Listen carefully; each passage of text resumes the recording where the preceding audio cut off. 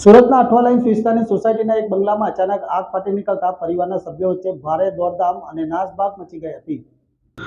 સુરત શહેરમાં આગની ઘટનાઓમાં વધારો જોવા મળી રહ્યો છે, જ્યાં વધુ એક આગની ઘટના સુરતના અઠવા લાઇન સ્થિત આદર્શ સોસાયટીમાં બની છે.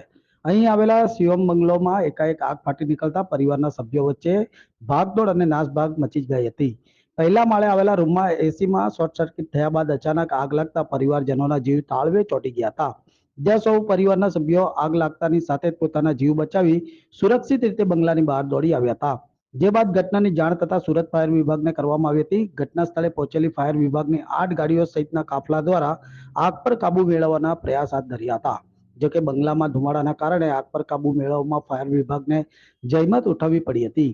ફાયરના જવાનો દ્વારા ઓક્સિજન સપોર્ટની મદદથી પાણીનો મારો ચલાવી આગ પર કાબુ મેળવ્યો હતો, જ્યાં પરિવારના સભ્યોએ રાહતનો શ્વાસ લીધો હતો. અડધો કલાકની જહેમત બાદ આગ પર કાબુ મેળવવામાં ફાયર વિભાગને સફળતા મળી હતી. સદનસીબે ઘટનામાં કોઈ જાનહાનિ ન થતા દુર્ઘટના ટળી હતી.